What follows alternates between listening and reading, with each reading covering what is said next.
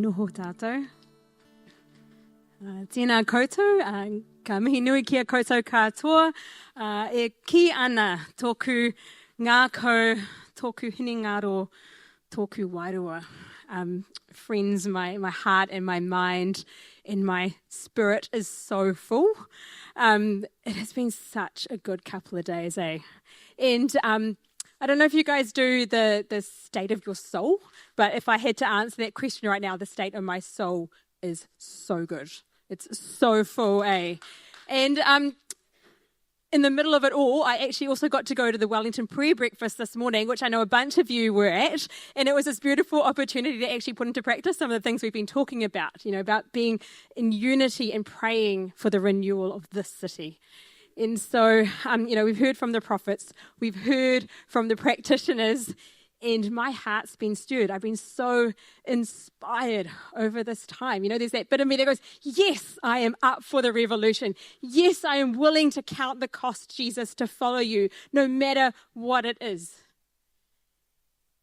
And this afternoon is just that reorientation for, what did you call it? Brutiful. That was great. Brutiful. This is the reorientation for us as we go back into the world. Because that narrow road is hard. We live in a broken world.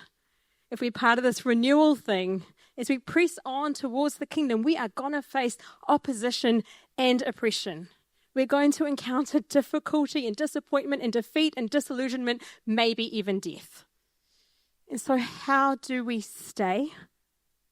Or in those words from 1 John, how do we continue in Jesus in the midst of these realities? But before I go there, a little sidebar.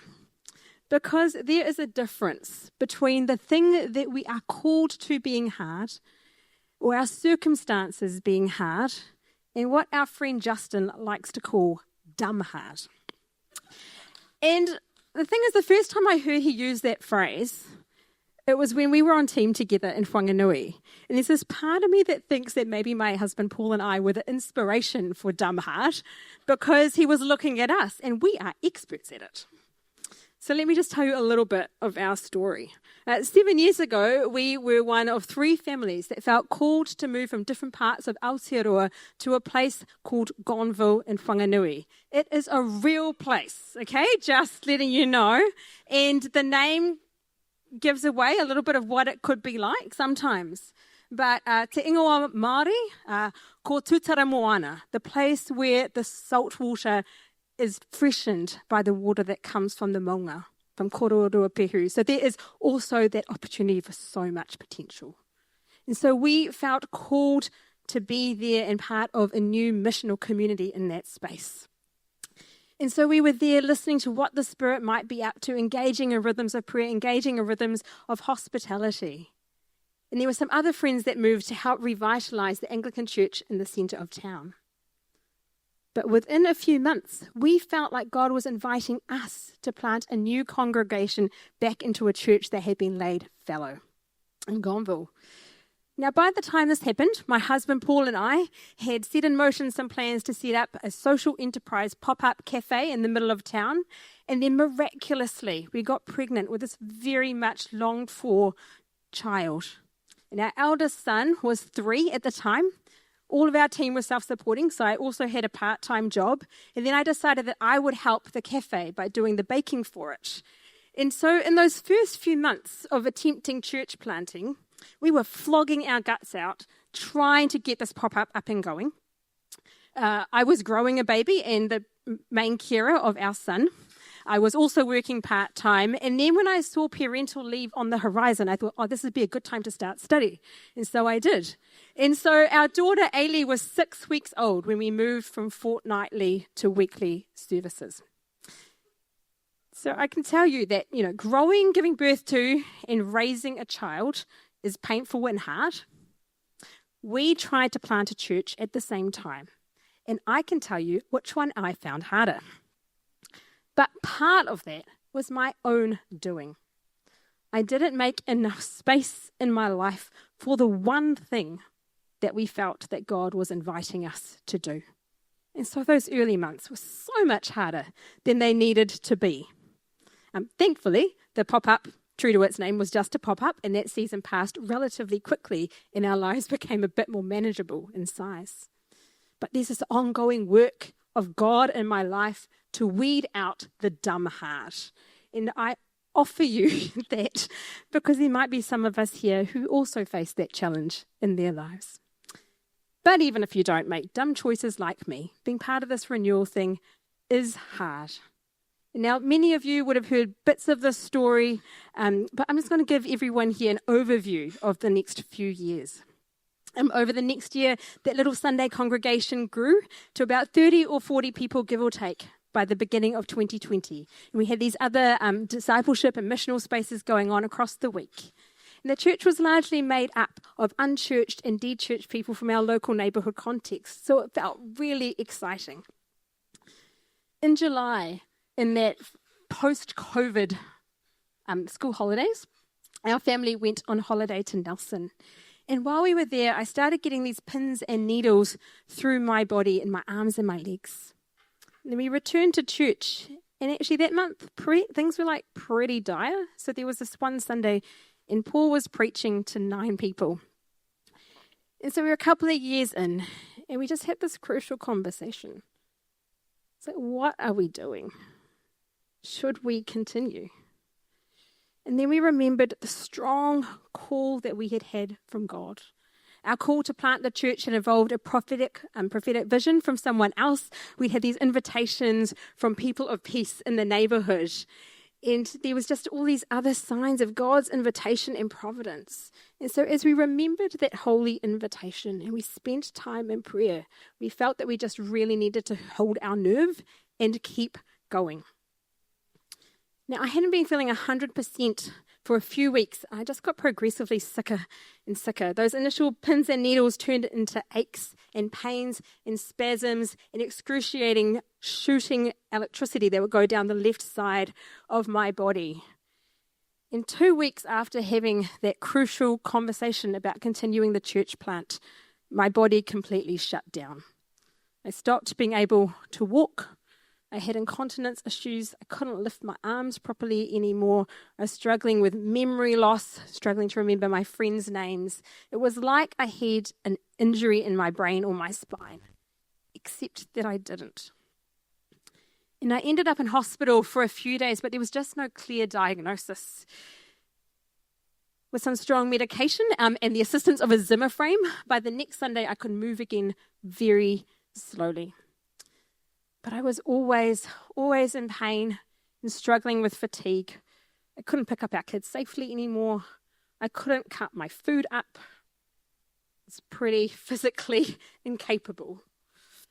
And for us as parents of young children, a 5-year-old and a 1-year-old at the time, trying to be faithful in the season of ministry, it was devastating. And yet we felt like God was saying to continue. And so we did.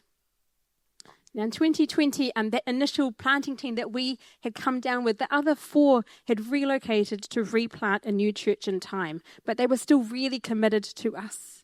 Yet we still felt like we needed some more people on the ground with us in Gonville. And so 2 families put up their hands to join us at the beginning of 2021. But within that first term, one of them who had an ongoing chronic health condition relapsed, and it was completely debilitating for him. And then the father in the other family was diagnosed with cancer, this young guy, under 30. And so it meant that, like all of our team, were just facing so much pain and struggle and challenge. And half of our church planting team were just incapacitated. It's so rugged.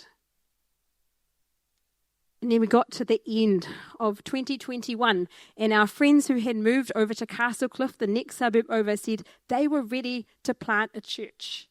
And so we released them to do it. And that's a good thing, right? That's a blessing for the kingdom. But gosh, it was hard. You know, it was beautiful, But there was so much grief and pain and struggle tied into both farewelling friends, but also losing the kind of competent and capable people in our team. And so that's just a little snapshot of those first 3 years for us. And I've left out all the bits about like the sabotage or how there was this crazy spiritual oppression that would happen where our daughter would get these seizures every time we tried to go anywhere near Renew communities. So there's this whole bunch of other stuff that was going on for us that just made things challenging. And I think that's why, like Scotty said, could you talk about persevering in the pain of renewal? Is that okay? I'll give it a go. But I don't know if you looked at the program when it was first up on the website, but there was this typo in it. And so it looked like it read, preserving the pain of renewal. And I thought, yeah, I'm going to get some good mileage out of that joke. But I've actually just been really drawn to that word, preserving, instead. Because, persevering, yeah, it's true. We kept going. But it suggests that it was all about my effort. And so I think preserving is a better word for what happened. Thank God we were able to continue in him, not because of our effort, but because God preserved us. I was preserved, my whānau was preserved, our faith community was preserved by God's presence, by God's grace, and by God's power. And that's the story that I want to share with you today. So Jesus' words to his disciples in the Great Commission are, and remember, I am with you always to the end of the age. Jesus knows how hard it is going to be for them, and that's his pep talk. And it's pretty brief. Jesus is saying, my presence is enough. And when we go back over the commissioning narratives over and over again in the Bible, what we hear from God is that he promises over and against anything else his very presence. God says to Joshua, I hereby command you, be strong and courageous. Do not be frightened or dismayed, for the Lord your God is with you wherever you go. That is what God promises each of us. Not ease or even success, but God's presence. And Jesus knows how hard, how costly it can be to see the kingdom come, right? And so we're invited to remember that God's presence goes with us wherever we go and endures through every circumstance that we will face. But there's also that reality that these times of pain and struggle bring into perspective those big questions, right? Like, where is God? What is God up to? In a way that those mountaintop moments just don't. And it's hard not to feel like we're offering cheap platitudes when we say the truth, that God is with us in our suffering and pain. So how do we remember the truth when it doesn't actually feel tangible?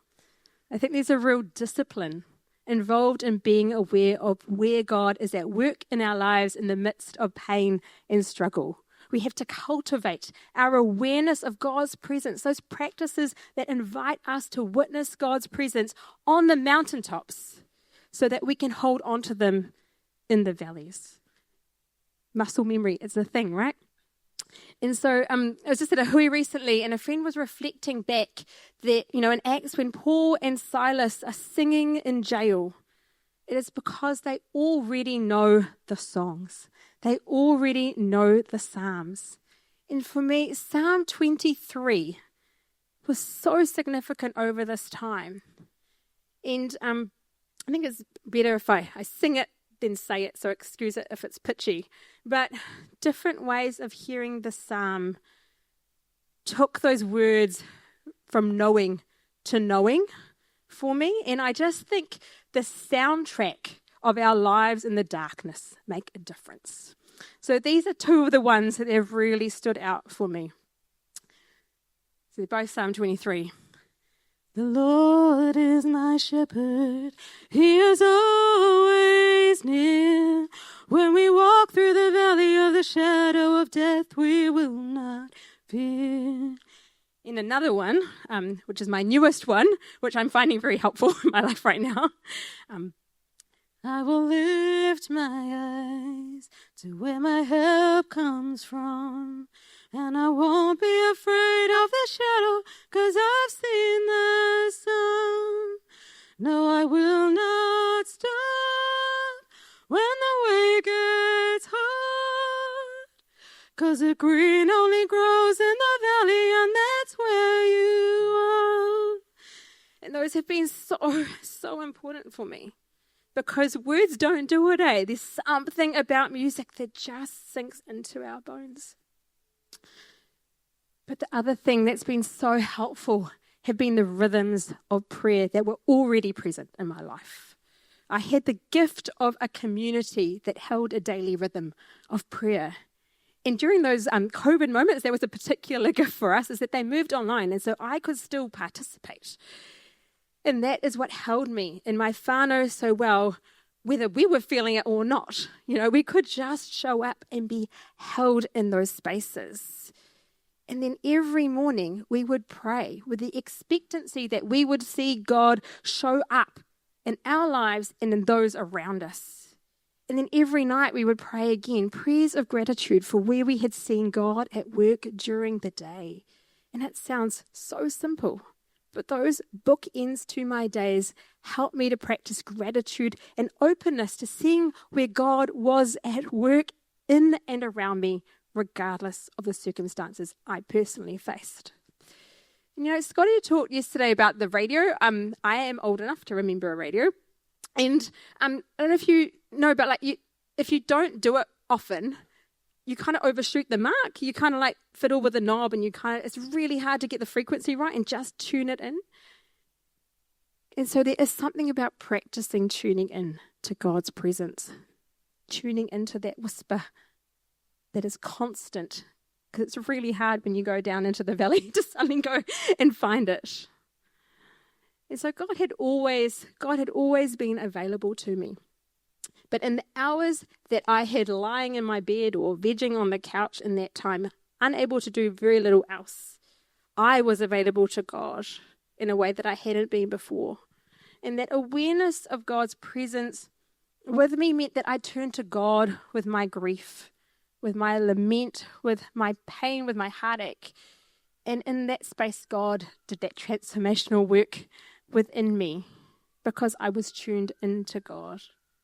And because I knew, really knew, that God was with me, despair and disease did not get the final say. I had hope because God preserved me.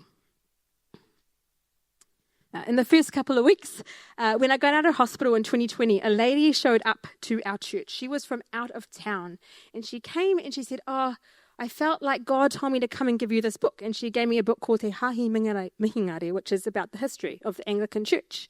And so she gave it to me. I was on my Zimmer frame, and she looked at me and she goes, I've got a word for you.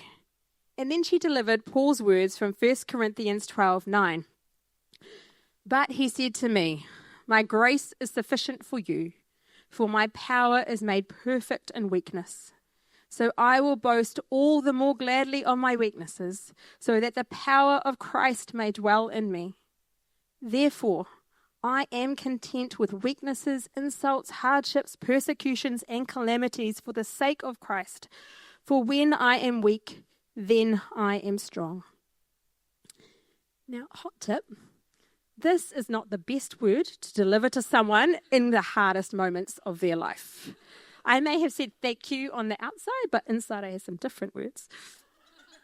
But bless her for her boldness, because I had to be humble and wrestle with those words, even though they felt like a slap in the face. And they are words that I held onto as not only I, but my teammates faced considerable hardship and weakness and challenge in the months ahead, because we saw God's grace at work. In that first week that I was out of hospital, a new couple showed up at church. And then the next week, another new family showed up in church. And suddenly, that little church plant took off. Now, I know that numbers are not everything, but just to give you perspective, a year after we had that crucial conversation, because there were 9 people in the room, we had 100 people in that room. And so when our friends left us to replant at St. Luke's in Castlecliff, yeah, sure, we didn't have the dream team with the high capacity, but God had grown a beautiful faith community in the midst of some really hard soil. And there were so many other ways that I experienced God's grace over that time through the generosity and support of friends and whānau who came to support us so we could continue. And somehow I always had enough for what God was inviting of me. And then I also think that there was a particular grace over me because I spent so much time in God's presence. Like I look at videos of me from that time when I am talking and I'm like shiny in a way that I'm not now. Like it's just like I can see God's work visibly in me when I was talking in that time. The other thing I would say is that as someone who is an expert at dumb hard, I also had the grace from God to finally say no. I was talking with someone who struggles with a chronic illness who's in leadership in the church. And he was saying that every time he's at the self-checkout, there's that little box that pops up that says, "Do you wish to continue?" And for him, it's this deeper check in his spirit. Do I wish to continue? And I think it's actually a really good question to be asking. When things get hard, when others discern out, when friends go on to new adventures, it's so easy, eh? I find it easy to be critical, to get resentful, to be bitter. You know, it's hard not to turn into some kind of martyr or a victim. And I share this because I've experienced those feelings. But our God's not coercive. Our God is invitational. Our God is full of grace and mercy. And so we have choice and agency. In the pain, there's that ongoing discernment. Do you wish to continue? A dear friend of ours uses the phrase, we don't have to, we get to. And I found that to be really helpful for checking my posture. Do I still consider this ministry to be a joy and a privilege to be part of? You know, we've stayed because we felt such a strong invitation and because it was a joy and a privilege to remain in that space. God enabled me to have the grace to say yes and also to say no.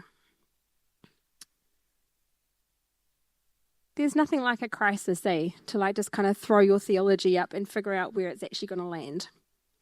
And I grew up in a setting with a really heavy emphasis on heaven when we die, and that following Jesus is primarily about getting that ticket to eternity.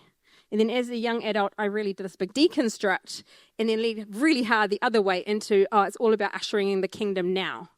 But then so often we don't see the kingdom coming now in the way that we would hope and long for. And so there was this bit that just really got exposed. I was like, well, what do I really believe? Over the years, I've been prayed for so many times by faithful friends and sometimes strangers, and nothing changed. And then I'd kept knocking on every medical door, trying to find a diagnosis. Nothing. And during that season, I read a book called Prayers in the Night for Those Who Wait and Watch and Weep by Tish Harrison Warren. It's a good book.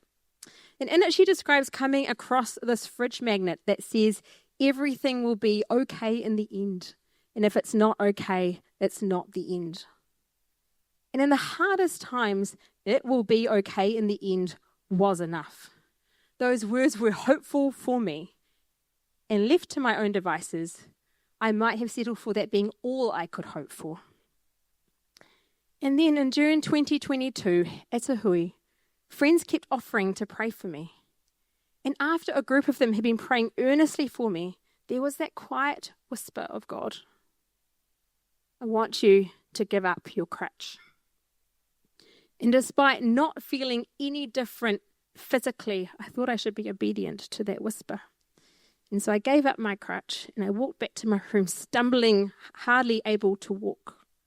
But within 24 hours, I could walk again without an aid, albeit slowly, and all the incontinence stuff cleared up. God showed up in power and healed me from the belly button down. And it was amazing. And yet the most challenging parts of my condition remained.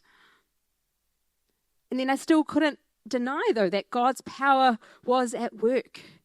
And so it just gave me this holy discontent to see more of God's power unleashed in our world now, to transform people's lives now.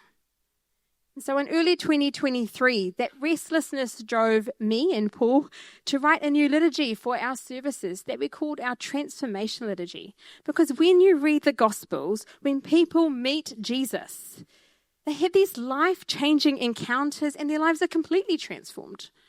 And so we pulled on these stories. And the line in bold we would have that we would all say together is, Jesus changes everything.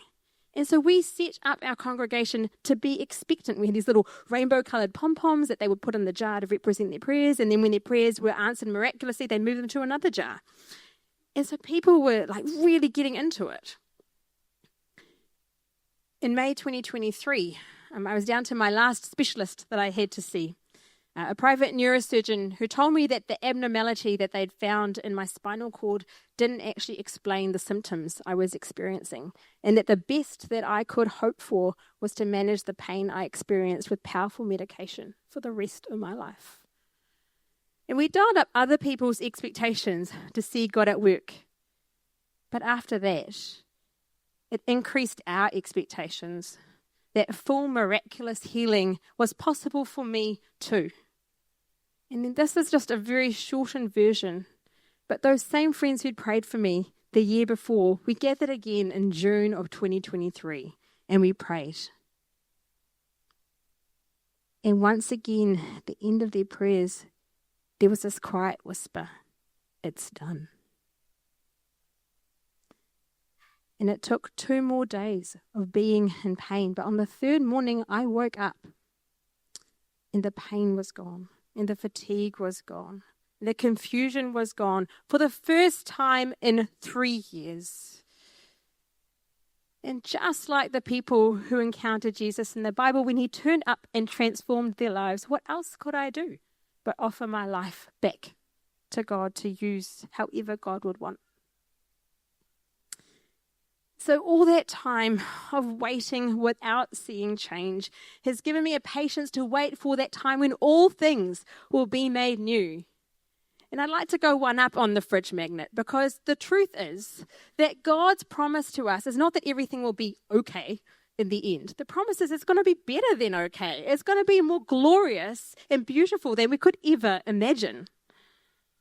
And it is also true that the power that raised Jesus from the dead is already loosened in our world, bringing life from death even now. And so now I pray even more earnestly for God's kingdom to come on earth as it is in heaven. We are invited to be those people who live with the hope and the expectation that God's power can turn up. It will turn up. It is turning up and breaking through despite everything that we see in the world around us. And so as followers of Jesus, we're called to be part of seeing God's work of renewal in the world. I just want to use this last part of this talk, and just as we head into a time of worship shortly, it's just maybe a bit of a recommissioning for us as we go into the world. Because maybe as you think about what is the state of your soul, that's not good. Maybe it's tired or weary or smashed. And that question, do you wish to continue, is the one that Jesus would have for you. But maybe you're saying, I want to go, but actually we can't do it alone.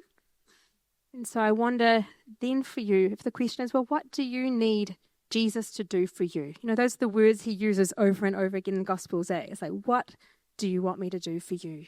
And so I wonder if you want to locate for yourself, if that's you, where do you need more of God's presence, more of God's grace, more of God's power in your life so that you can continue? So Whānau, I'm going to pray. I'll call it a prayer of commissioning. But then as we worship, I just invite you both to allow the Spirit to minister to you. but also to minister to one another. There might be people here who want to be prayed for. I just invite you to turn to the person next to you if that's you. But I think there's also going to be an opportunity, if you want it, to be recommissioned by us anointing you with oil. And so Scotty will just explain and introduce that as we go through the time of worship. But let me pray, eh?